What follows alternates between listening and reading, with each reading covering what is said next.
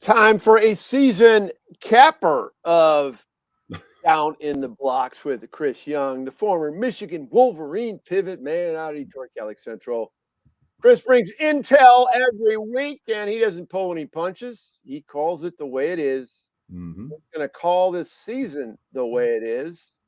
How do you assess this season, Chris Young, for the Wolverines? It was such a roller coaster of a season. I mean, we've broken it down, week by week, and some weeks we're ecstatic and, oh man, this team's got a chance to go to the Final Four, and other times it's like, man, it's like pulling teeth. It's just painful to watch this team. But everything said and done, they made it to the Sweet 16. They showed that preseason ranking, that early season ranking of top 5 in the country may have just been justified. They didn't show it all year. It wasn't consistent, but every once in a while they showed flashes. They beat the heck out of a very good Purdue team. They, beat a very, very good Tennessee team. And, they just kind of, couldn't figure it out against Villanova. They couldn't make layups. They couldn't kind of get over that hump. They were kind of in their own way, basically, is the best way to describe the way they played against Villanova. Yeah, and don't forget they had a nice, impressive win over Michigan State in round 2 of the game at Chrysler, which is near and dear to us. Yeah, when you look back, and I've said this on a couple of radio shows and some podcasts, Chris, when you get to the Sweet 16, because the magnitude of the NCAA tournament and the level of exposure, that's a heck of a season. And that's just the way it is. It's an NCAA tournament determined season as far as success versus lack of success. Yeah. And, you and I were so frustrated. All my other Michigan buds were frustrated. The yin yang, the roller coaster, like you're at Cedar Point, you're going up and down the roller coaster. Yeah. And we got used to that finally. But, to pull together, and then the Juwan Howard incident up in Madison, add all the two together, a lot of resiliency. And the program, 5 straight Sweet 16s, second most wins in NCAA competition of all teams behind Gonzaga since 2013. It's, I'm not saying it's a blue blood, but it's getting there. It's getting there. And I combine that with all the other Michigan athletic teams, including the women's. I mean, remember the women's team? I mean, you thought you guys struggled. How about the women's team when you were in school? Oh yeah. They were, this is the first Elite 8 they got to, and they played hard. They could have beaten Louisville. I just think Michigan athletics is in the maze. I call it the golden era, the maze era. And basketball is men's basketball is a big part of that. Now I'm going to ask these questions where this moving forward, but you're always hesitant, and I understand totally because you don't know who's coming back. It's like trying to hit a moving target, right? Yes. Yep, absolutely. You don't know, we've got basically 3 guys that we don't know if they're going to, they're obviously going to test the NBA, but are they going to try and stick and get drafted, or what are they going to do? And, we're obviously talking about, Hunter Dickinson, Moussa Diabate, and Caleb Houston. I mean, what's going to happen? They've all, shown interest in the NBA. They, Hunter, stuck his toe in the water last year at the end of the season to kind of see what people were thinking about him. But if you go through all the draft boards, and I've been checking all the draft boards the last couple of days, I mean, those 3 guys aren't even in the top 60. This is where name, image, and likeness comes into play. Yes. And this is why I like NIL to, kind of just get the brain head in the right direction. Yeah, maybe I should stay in school and I can still make money. I just think it's a no-brainer for Hunter Dickinson to come back. Now, I mean, I'm saying that obviously from a selfish fan standpoint, but I mean, when you're not going to get drafted, why not come back? Yes. Enhance your game, learn more about, they told me he needed a perimeter shot. Okay. He did that, but he's still not elusive enough to create separation on his own as a perimeter. He needs to be a little bit quicker if that's possible. If you're not going to get drafted, come on back and you can still make some money and get that third year in, maybe get even further in the NCAA tournament, and you're going to grow and get better. Yeah, absolutely. I do a lot of comparisons between, Luka Garza and Hunter Dickinson. Luka Garza can score on anybody. He can create his own shot. He can shoot a 3. He can post up. He can do everything that the NBA says that they're looking for, but he's not the most athletic guy in the world. So, yeah, he got drafted late in the second round. And yeah, he plays a little bit here and there. But when he comes in, he's instant offense. I don't see Hunter Dickinson going to the NBA and being that instant offense because he's going to have to play against Jokic and Joel Embiid and these elite level fives that can all score in the post, can all shoot the three, can all put it on the deck and get to the basket and can defend. And I don't see his game translating to the NBA.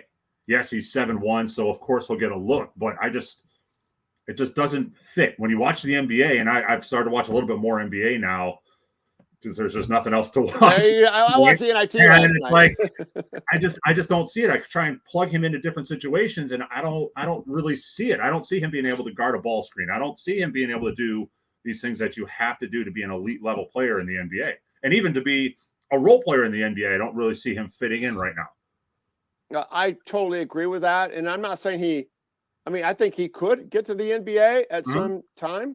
Yes. But I don't see it happening. You know, he could play international ball and make a lot of money, like we talked about Maceo Baston, the former Wolverine, how much money he made. I mean, you can go chapter, including yourself, want to go over there and making money. I mean, a lot of options, but I think why not just stay at your school, and you got Juwan Howard coaching you, and Sadi Washington working with you, and on defense, and Howard Isley, you got great coaching staff. Just do that, and that's my feeling.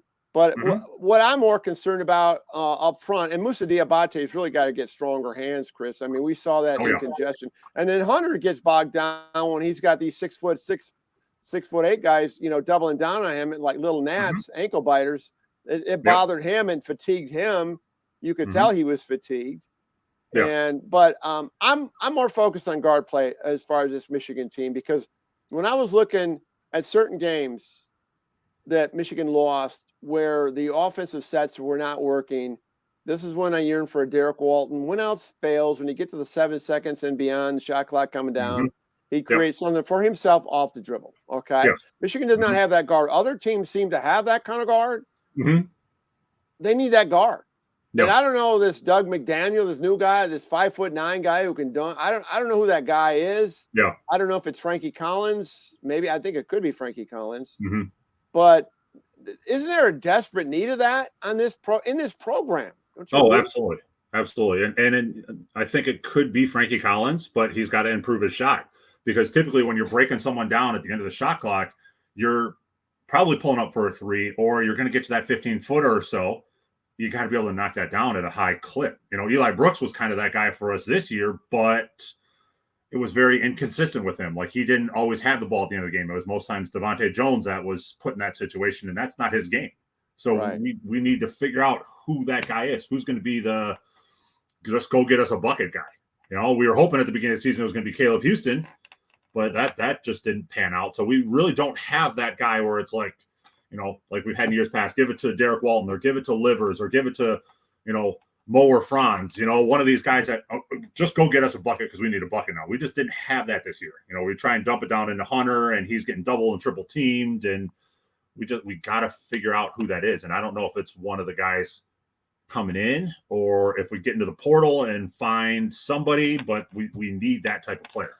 Well, so many games, Chris Young, Michigan had 4 threes, and they need 8 threes to win a game. I mean, to be against good teams, you need to have. I mean, and I looked at a lot of these teams that penetrated deep in the NCAA tournament. They're getting 10 to 14 threes in some cases.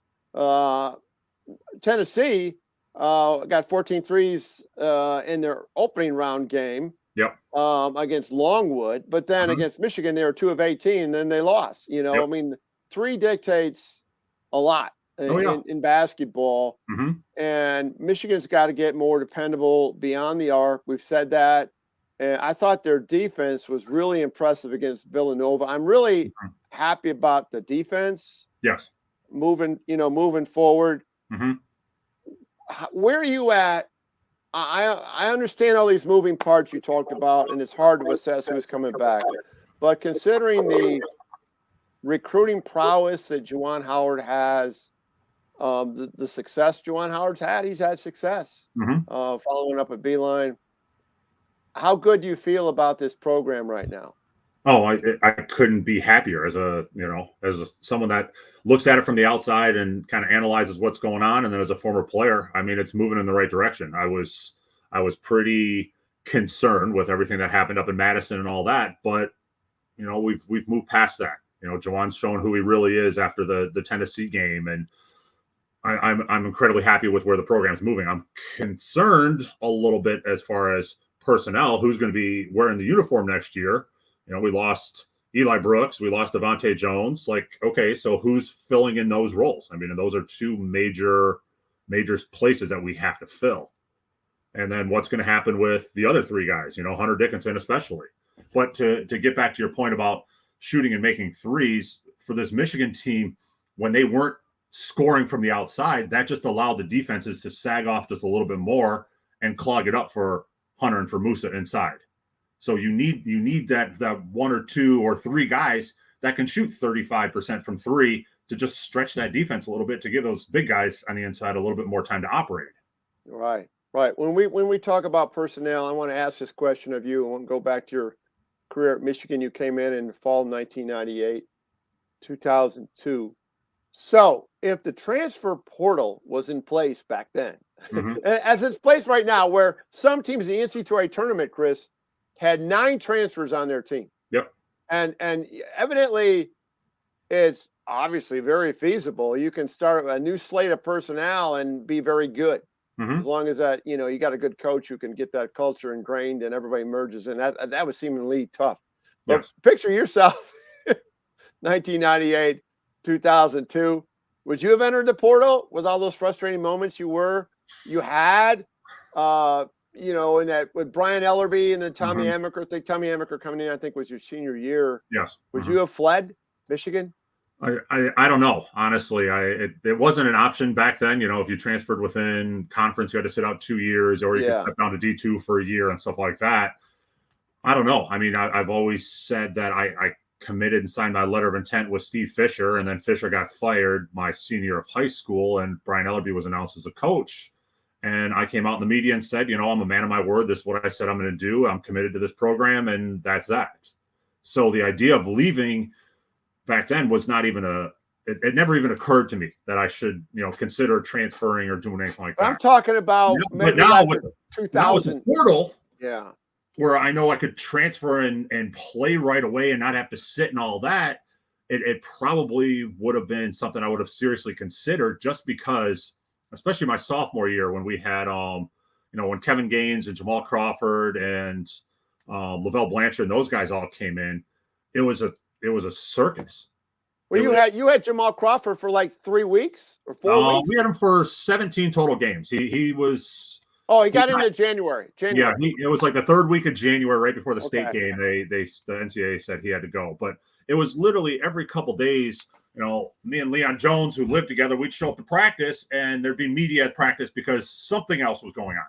Somebody wasn't doing what they were supposed to do, or this was happening, and we're getting investigated by the NCAA and having to speak to the FBI about all the Ed Martin stuff. It was constant.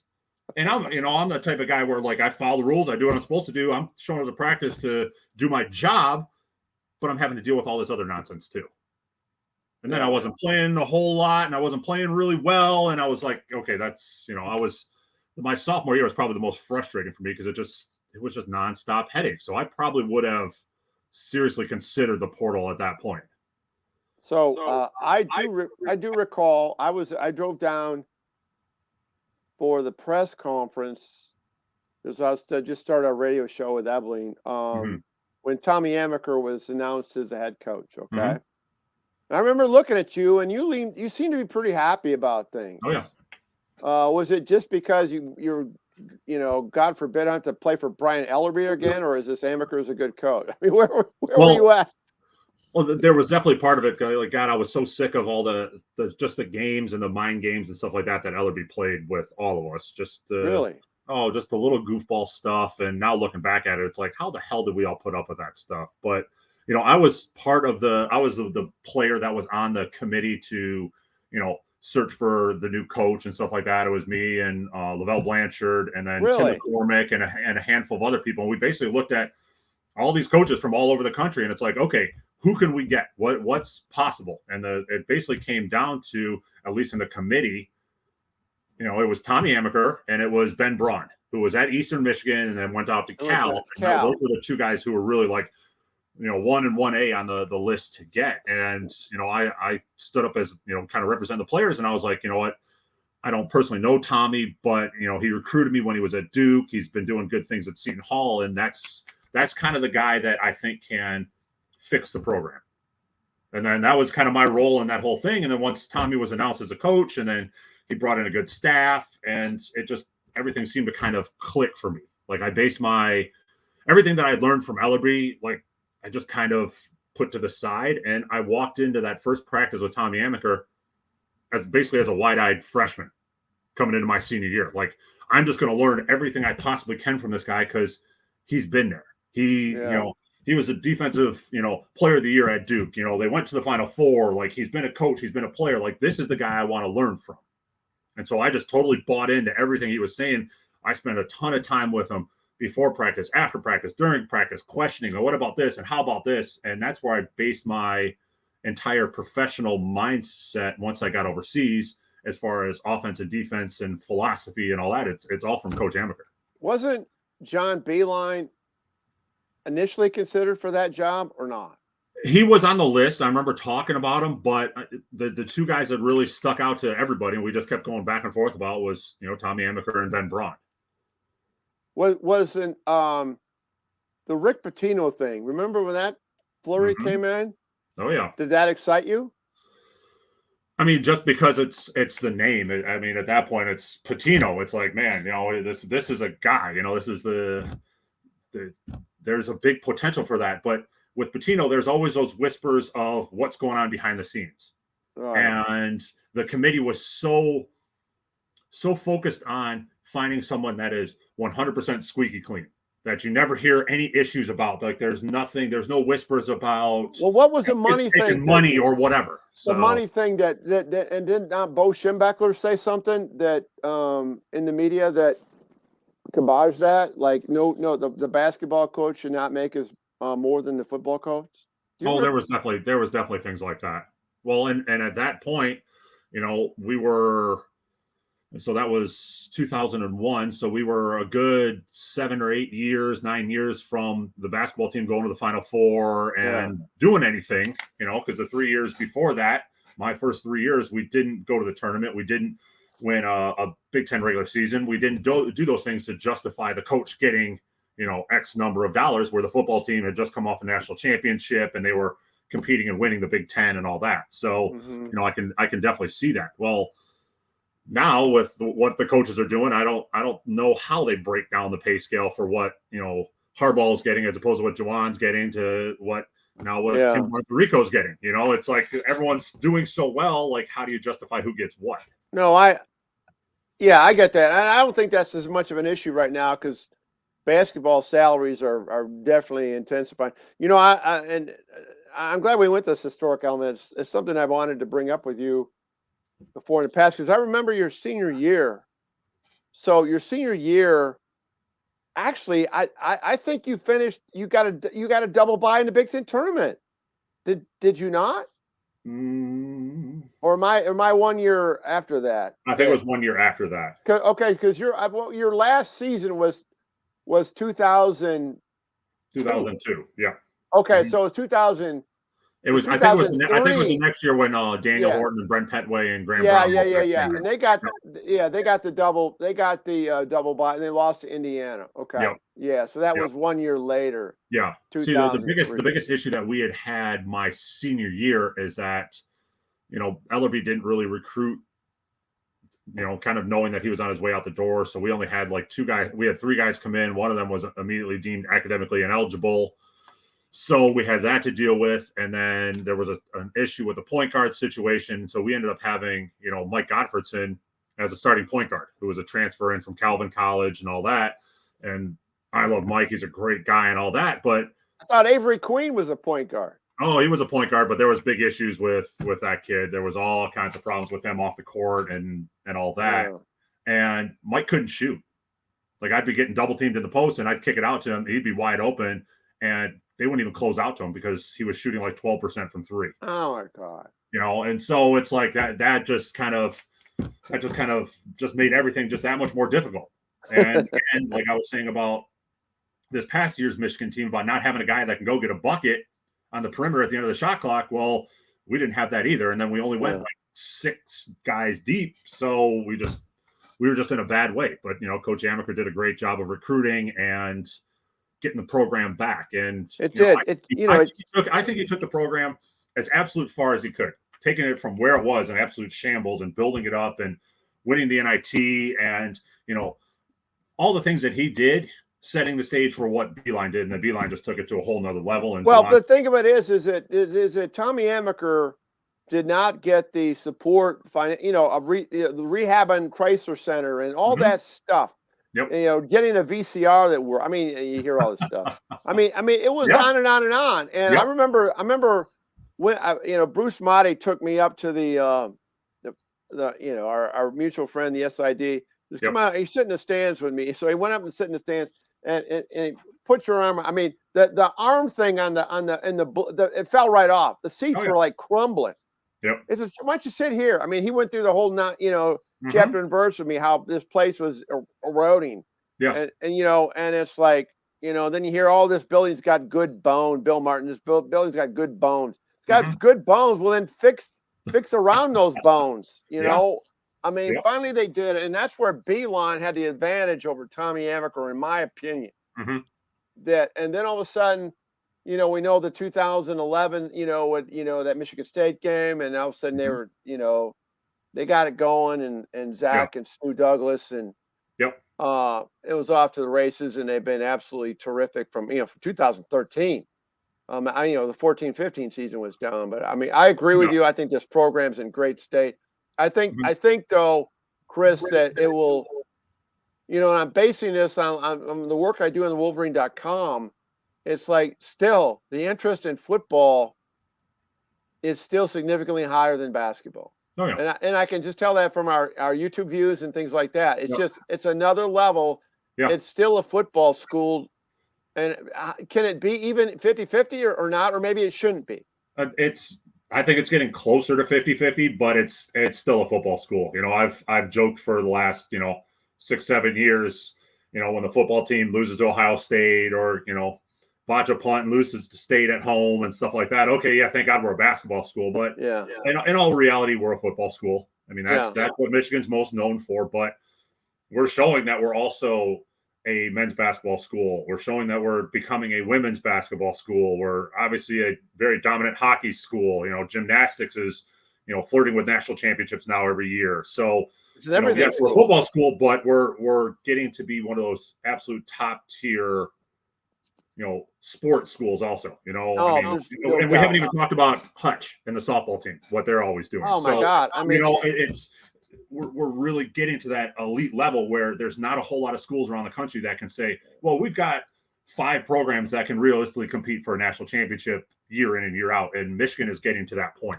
Well, Michigan's taken that Stanford role of being good in all sports, but Stanford's never been strong. Well, they have on occasion with basketball, but never in football. Yep. I mean, so it doesn't have the brand awareness in football and basketball. So Michigan, in essence, with the football, basketball brand awareness, and then all the other, quote unquote, Olympic sports, it's at the top of the heap right now. And I still go back to that Michigan State, in my mind, is the best 2-sport rivalry in the country.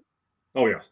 Yep. I truly believe that. And that's, and that's especially sensitive to us both living in East Lansing. So we have to live and deal with that all the time. So, but anyway, great job, Chris, as always, all season long on a weekly basis. We're going to take a couple weeks break and and we'll come back here on throughout the off season and maintain the awareness of what's going on in the basketball program, particularly when it comes to personnel. As you know, a lot of these guys are going to be evaluated. And I don't think they're going to look. I don't think they're going to look like what they see on the report card when they come back. No, that's for sure. And we can get a better feel of what this roster is going to be, along with that infamous 800-pound gorilla in the room called the transfer portal. Mm-hmm. Yeah, going both directions, mind you. Yes, absolutely. I mean, there might be a little bit of that. If someone comes in, someone might be coming out the door. I mean, this is crazy. Yeah, it's like booking an airline flight. Well, and that's the thing that a lot of people don't truly understand about college basketball, about college athletics, but college basketball especially, is that a lot of casual fans think that guys sign a 4-year scholarship. Well, it's not a 4-year scholarship; it's a 1-year renewable contract. Yes, 1 year and renewable. every May, June, that contract is up, and either team or either party can decide, okay, that's it. And now at the portal, I mean, we could literally get news this afternoon that 4 guys are leaving, or there's 4 guys coming in. Like it's just so it's so pliable right now of what's able to be done. So. I mean, we might be doing another podcast sometime at the end of this week because there's all kinds of news. Like, and who knows? We'll be on top of it, Chris, and get your expertise as a former player, your reaction to that. So great job again. Down in the Blocks with Chris Young, Tom Crawford here in the Crawford Podcasting Network. Until next time, go blue, right, Chris? Yeah, go blue, Tom.